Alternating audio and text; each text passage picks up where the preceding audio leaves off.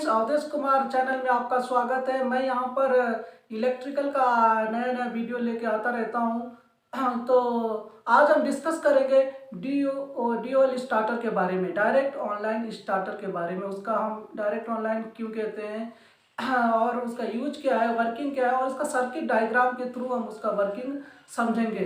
तो सबसे पहले फ्रेंड मैं बता देता हूँ डायरेक्ट ऑनलाइन स्टार्टर में क्यों यूज करते हैं। स्टार्टर हम मोटर में इसलिए यूज करते हैं कि मोटर स्टार्टिंग होने में, मोटर को जब हम स्टार्ट करते हैं तो 6 to 7 टाइम उसका करंट हाई रहता है। जैसे मान लिया जाए मोटर का करंट 10 एम्पियर है, तो जब हम स्टार्ट करेंगे तो अपना 6 to 10 टाइम्स वो करंट अधिक लेता है। तो हम उस करंट को मिनिमाइज करने के लिए, हम स्टार्टिंग करंट को मिनिमाइज करने के लिए स्टार्टर यूज करते हैं। तो सबसे पहले मैं फ्रेंड्स बता देता हूं कि ड्यूअल स्टार्टर हम डायरेक्ट ऑनलाइन स्टार्टर क्यों कहते हैं। इसलिए कहते हैं डायरेक्ट ऑनलाइन स्टार्टर कि जैसे ही हम उसको ऑन करते हैं तो जितना भी पावर रहता है 415 वोल्ट जो भी है, वो 415 वोल्ट 440 वोल्ट जो भी रहता है, वो डायरेक्ट मोटर के टर्मिनल पे जाता है और मोटर को उसके फुल आरपीएम पे रोटेट करने का प्रयास करता है।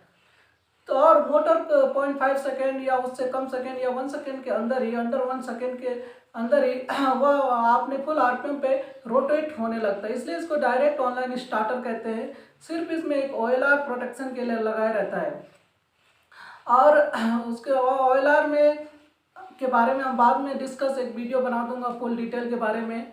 तो नेक्स्ट इसका ड्यूअल स्टार्टर का यूज कहाँ पे करते हैं। ड्यूअल स्टार्टर का यूज नो लोड में होता है। जब जीरो हो हम वहाँ पर ड्यूअल स्टार्टर यूज करते हैं। जैसे कन्वेयर होता है, कन्वेयर में स्टार्टिंग लोड बहुत कम होता है, हम वहाँ पे यूज करते हैं।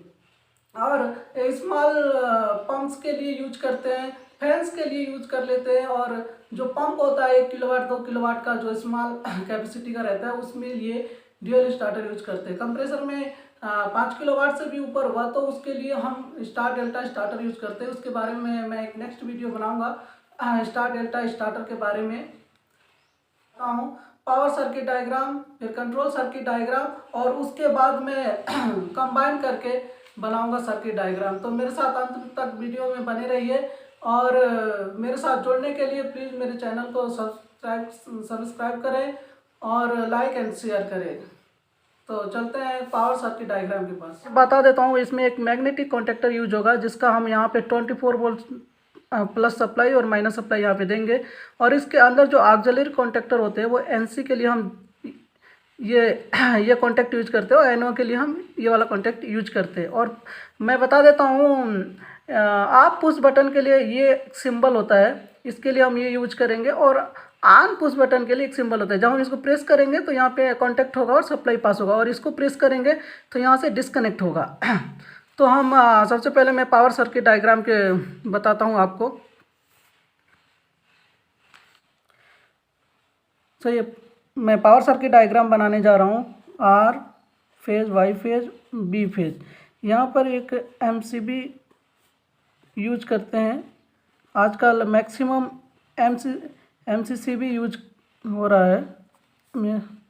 नेक्स्ट यहाँ पे पावर कॉन्टेक्टर,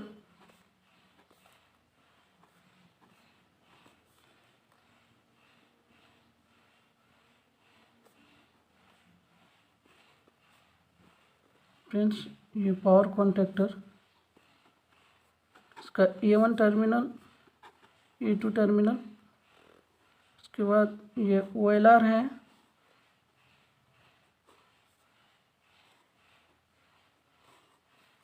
इसका भी एक NC टर्मिनल होता है।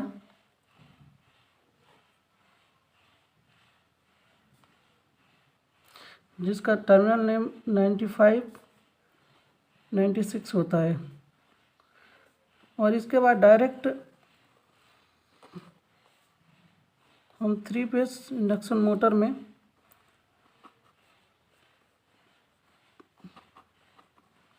कनेक्शन है। ये फ्रेंड्स ये पावर सर्किट डायग्राम है। अब मैं कंट्रोल सर्किट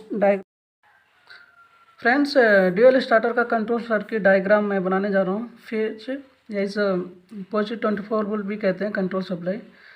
और यहाँ पर एक एमसीबी फर्स्ट एमसीबी उसके बाद emergency push button,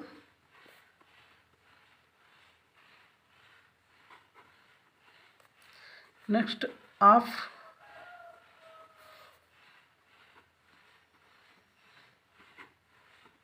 push button, इसके बाद स्टार्ट पुश बटन। स्टार्ट के लिए ये वाला सिंबल रहता है, यहाँ पे गैप रहता है फ्रेंड्स।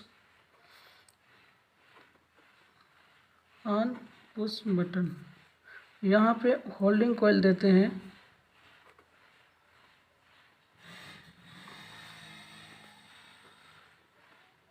K1 का होल्डिंग कॉइल। इसके बाद यहाँ से डायरेक्ट हमारा K1 में जाता है और यहाँ पे ये मैग्नेटिक कॉन्टेक्टर है और ये OLR, और इसके बाद सप्लाई रहता है वो मीटर।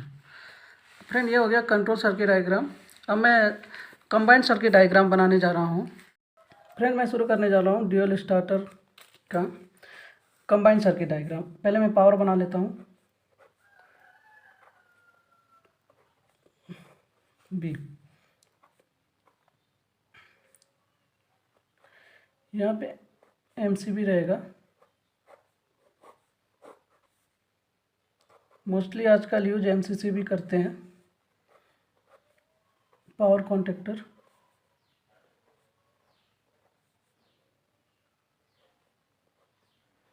फ्रेंड ध्यान से देखना मैं सर्किट डायग्राम को। ये हमारा K1 मैग्नेटिक कॉन्टेक्टर हो गया। यूजुअली पावर कॉन्टेक्टर भी बोल देते हैं क्योंकि यहाँ से पावर सप्लाई पास होता है, इसके लिए पावर कॉन्टेक्टर भी बोल देते हैं। ये इसका मैं NO कॉन्टेक्ट एक ही शो कर रहा हूँ, मैं यही यूज करूँगा बस एक ही। तो इसे NO नॉर्मली ओपन कॉन्टेक्ट बोलते हैं। इसका एक टर्मिनल A1 रहता है और एक टर्मिनल A2 रहता है। A2 पे नेगेटिव सप्लाई देते हैं। तो नेक्स्ट OLR बना लेता हूँ मैं।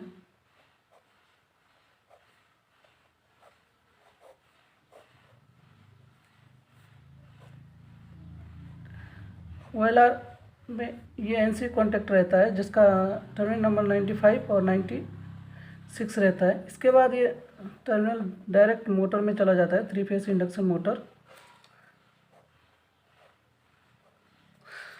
और मैं इसको कंट्रोल सर्किट के साथ कंबाइन कर रहा हूँ। कैसे कंट्रोल सर्किट के साथ बनाते हैं तो फ्रेंड ध्यान से देखना।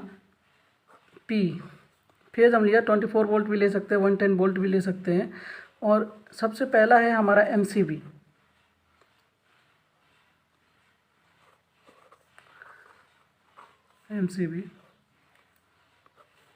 फिर उसके बाद है हमारा इमरजेंसी। मैं पहले ही दिखाया था आपको कंट्रोल में इमरजेंसी। फिर उसके बाद ऑफ। फ्रेंड्स ये सभी कनेक्ट रहेगा क्योंकि ऑफ का इंडिकेशन रहता है, वो ये कनेक्ट रहेगा। जैसे ही हम इसको प्रेस करेंगे सर्किट को ब्रेक कर देगा। फिर उसके बाद आता है ऑन। ऑन के लिए गैप रखते हैं थोड़ा सा, जो कनेक्ट नहीं दिखाता है। ये हमारा हो गया ऑन पुश बटन। और अब हम दिखाते हैं। देखो फ्रेंड्स यहाँ से A1 टर्मिनल को गया है, तो अब हम ये इस टर्मिनल को A1 पे लेके जाता हूँ मैं।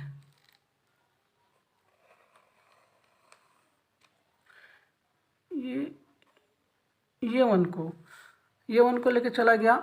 अब ये 2 का टर्मिनल, इसका टर्मिनल OLR को आएगा, तो इसका टर्मिनल 95 को ये आ गया।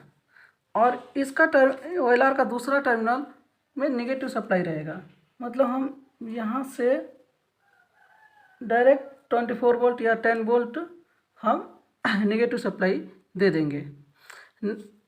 नेक्स्ट मेन बात आता है होल्डिंग कॉइल का। होल्डिंग कॉइल जो ऊपर से ऑन पुश बटन से ऊपर की साइड से लेके गया है, तो मैं यहाँ से ऑन पुश बटन से, फ्रेंड्स ध्यान से देखना, यहाँ से लेके जा रहा हूँ।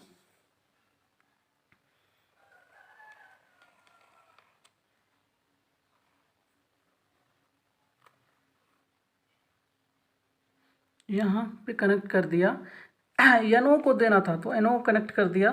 अब मैं इस टर्मिनल को, ये टर्मिनल को फिर से ऑन पुश बटन के पास लेके जाना है। तो मैं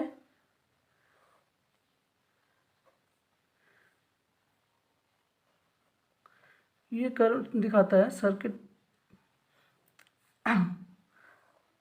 यहाँ से लाके